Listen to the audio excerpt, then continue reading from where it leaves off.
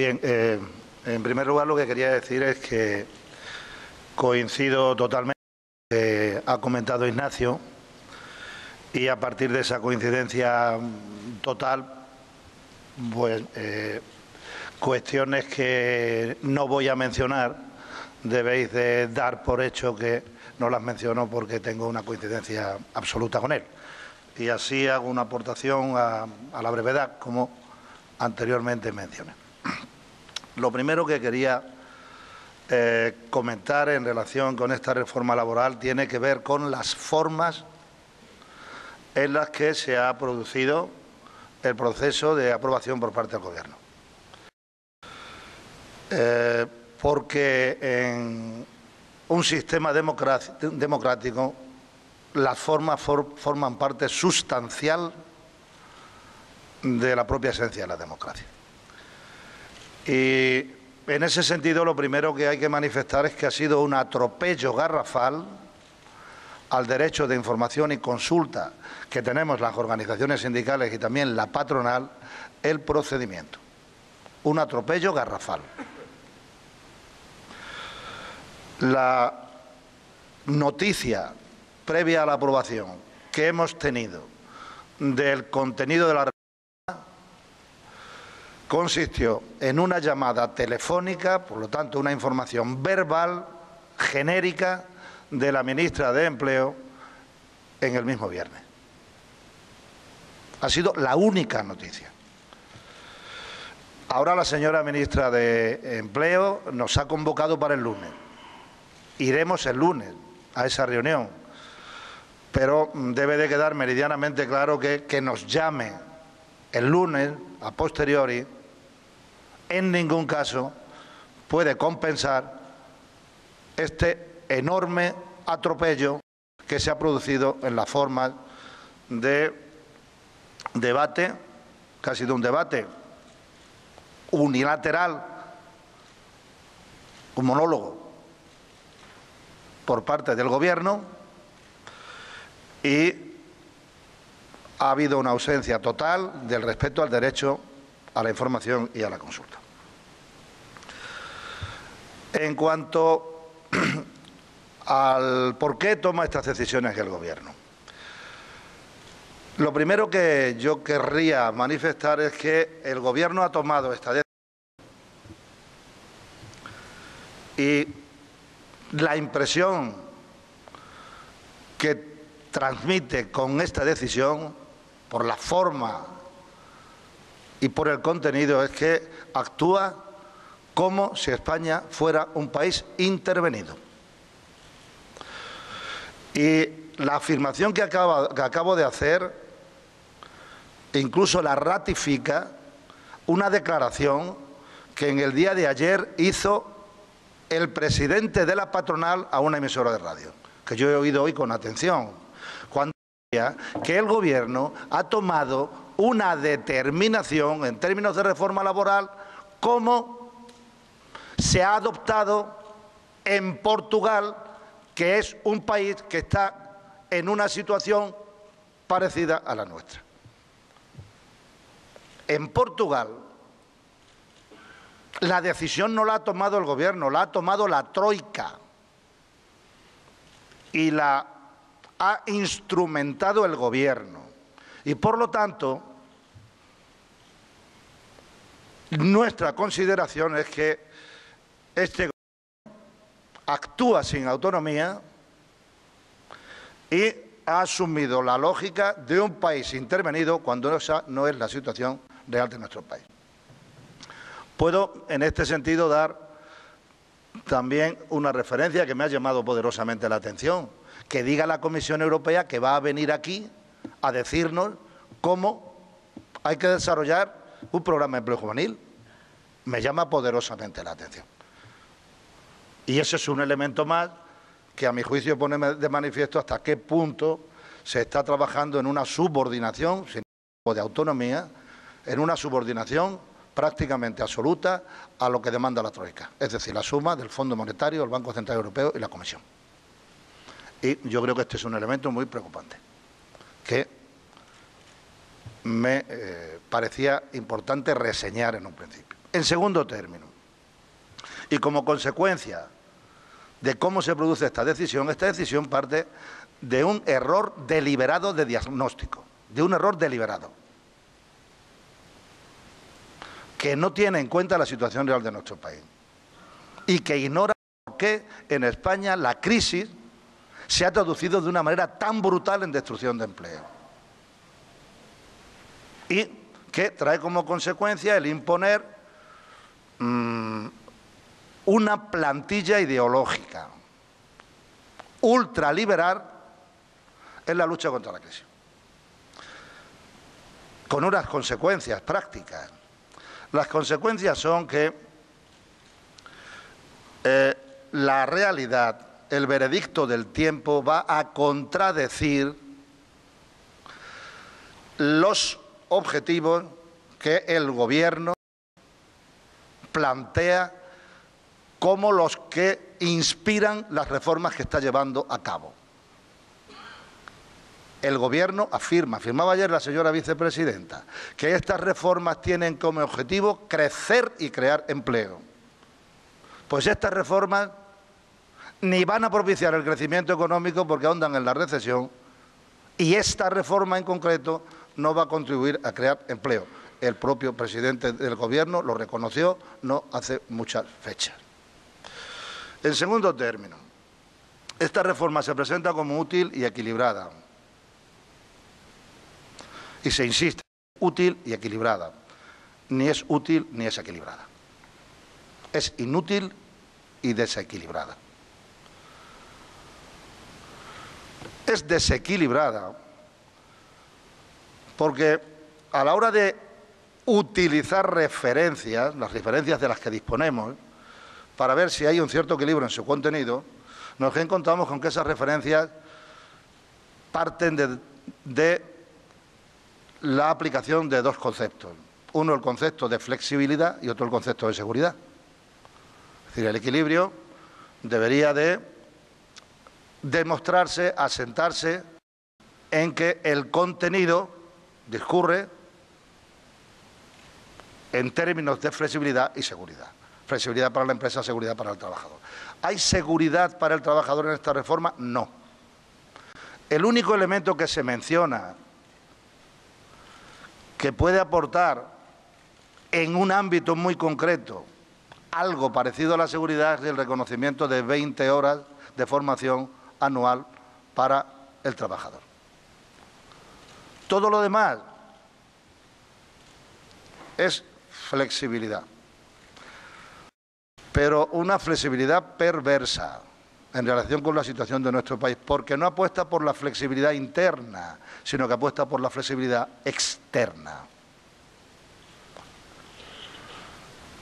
Y eso, a mi juicio, provoca un efecto colateral muy importante, que es el golpe que le asesta a la apuesta por la flexibilidad interna que los sindicatos y la patronal hemos reflejado en el segundo acuerdo por el empleo y la negociación colectiva.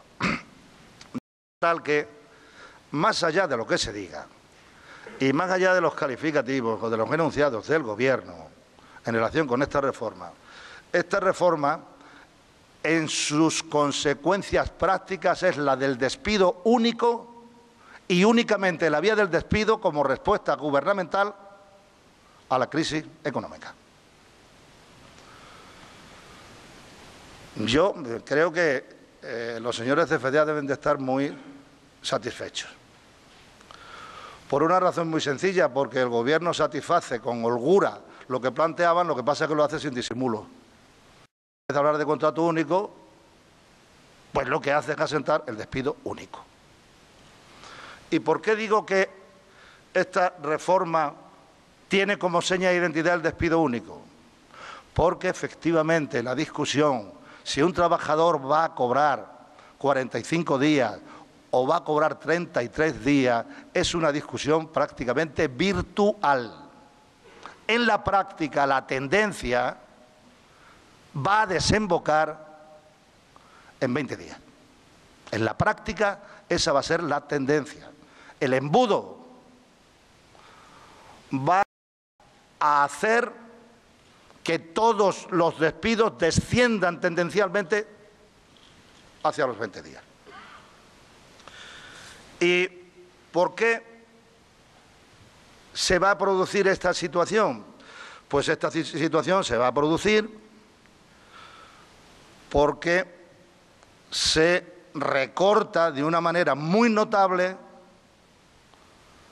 el control jurisdiccional en caso de despido.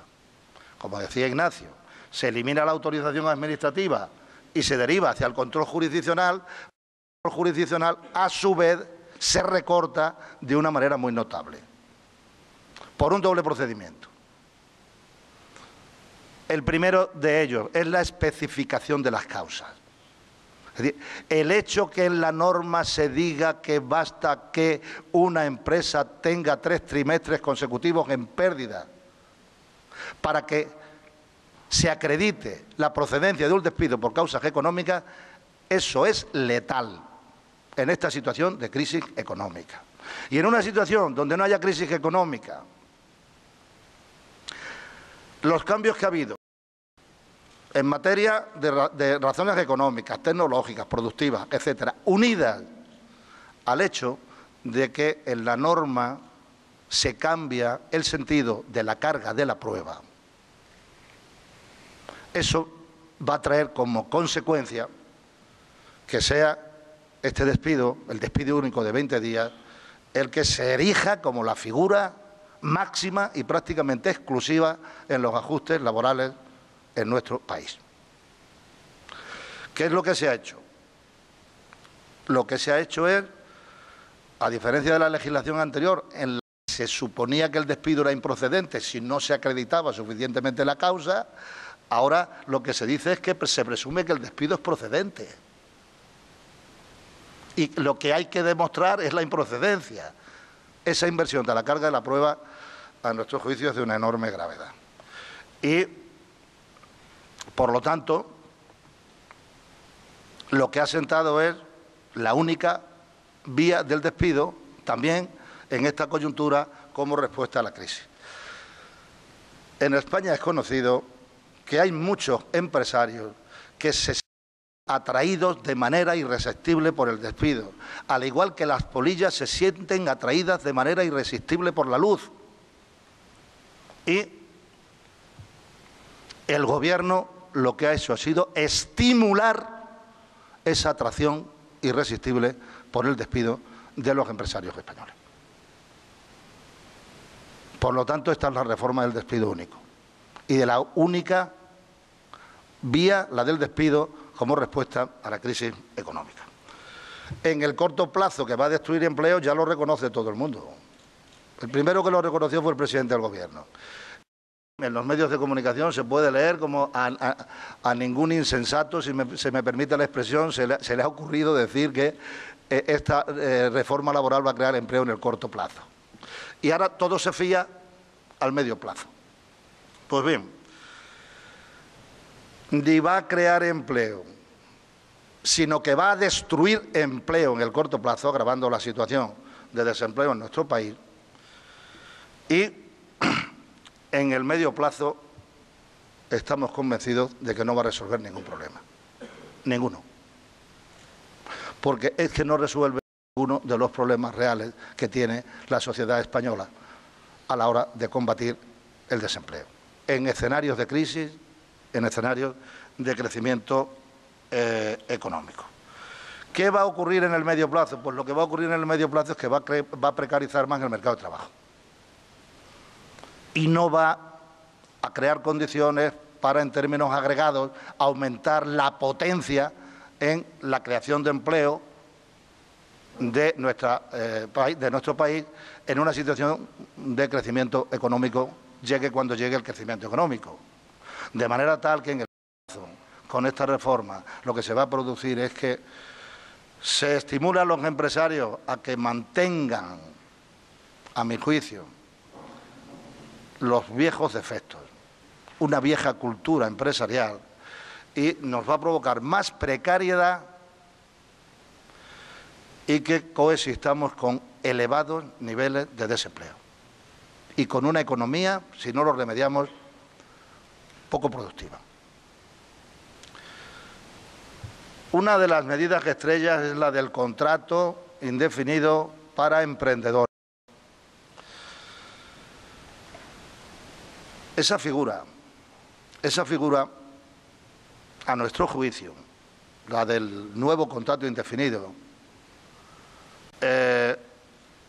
más allá, efectivamente, de que contradice todo lo que comentaban, que querían simplificar las modalidades de contratación, ya se reconoce que ese no es el problema en nuestro país, porque además incluso es que se incorpora uno más. Esa figura ¿qué pretende? Yo creo que el Gobierno lo que intenta, lo que pretende de una manera burda es reducir estadísticamente los costes temporales. De manera tal que lo que se puede producir es un cambio estadístico, pero no un cambio real. La precariedad puede incluso aumentar. Y lo que va a provocar también de una manera inexorable, a nuestro juicio, son las rotaciones externas. Es decir, que los trabajadores van a rotar, los jóvenes, las jóvenes y los trabajadores que no sean tan jóvenes, van a rotar de manera permanente, porque se produce algo absurdo, un periodo de prueba de un año. Imaginemos para un puesto de trabajo no cualificado, ¿qué sentido tiene un año de prueba? No es la prueba, digamos, eso es un formalismo, es un subterfugio que se utiliza para mantener en precario a los trabajadores cualificados y no cualificados. Hasta el momento, si no recuerdo mal, creo que son 6 meses el periodo de prueba para un trabajador cualificado, y es lógico. Pero un año. Esto es simplemente una apuesta por la precariedad y por la rotación externa y una intentona de maquillar las cifras estadísticas de temporalidad.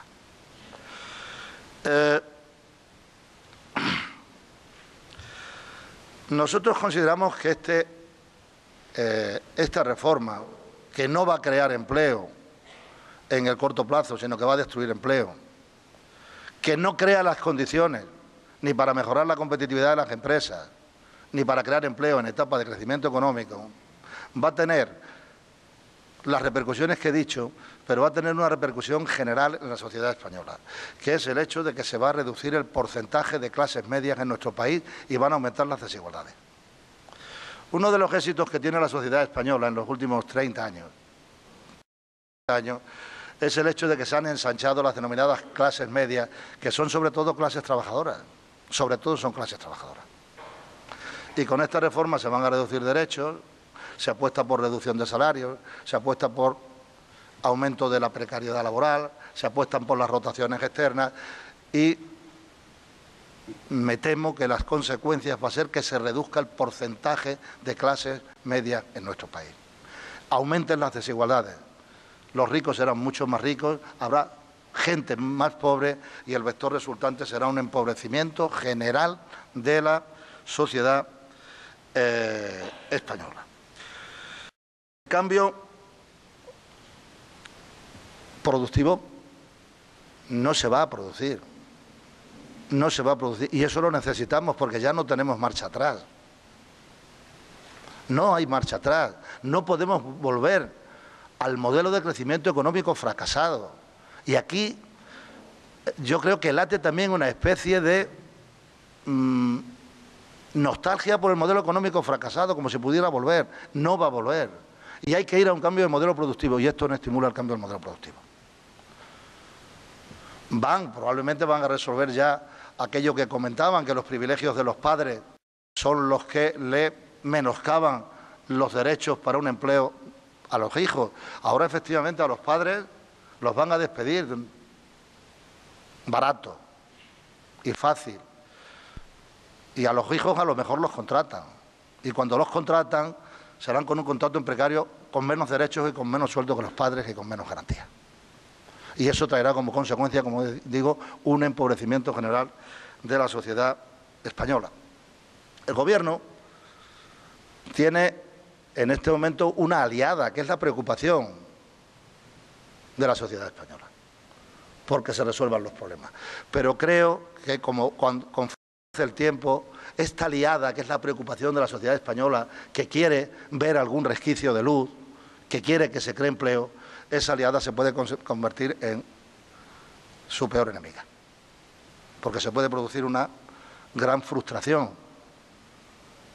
Yo sé que hay gente, bastante gente de buena voluntad, que puede pensar que con esta reforma laboral se va a producir, no de la noche a la mañana, sino paulatinamente lo siguiente, que se vayan reduciendo las colas del paro y que las colas del paro desaparezcan y sean sustituidas por colas de empresarios que van a las ETTs con contratos para contratar a gente. Eso no se va a producir. Van a seguir aumentando las colas del paro. Y ese es un tema que el Gobierno debería de tener en cuenta.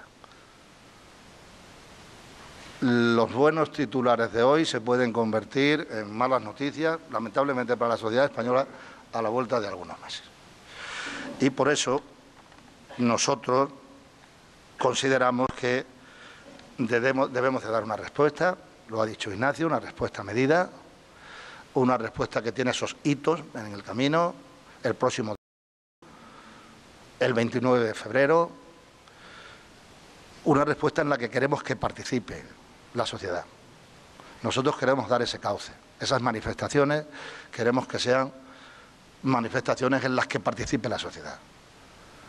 Que vengan a ellas quienes coincidan con nuestra posición, que coincidan con nuestro rechazo, pero que también coincidan con nuestras alternativas, o con cualquier otra alternativa distinta de un camino que no va a resolver ninguno de los problemas de nuestro país, sino que, a nuestro juicio, provocar un agravamiento de la situación y un aumento, a la vuelta de no muchos meses, un aumento de la frustración de la población española y, por lo tanto, eso es lo opuesto a algo que necesitamos mucho como un valor intangible, que es la confianza. Esto no da confianza.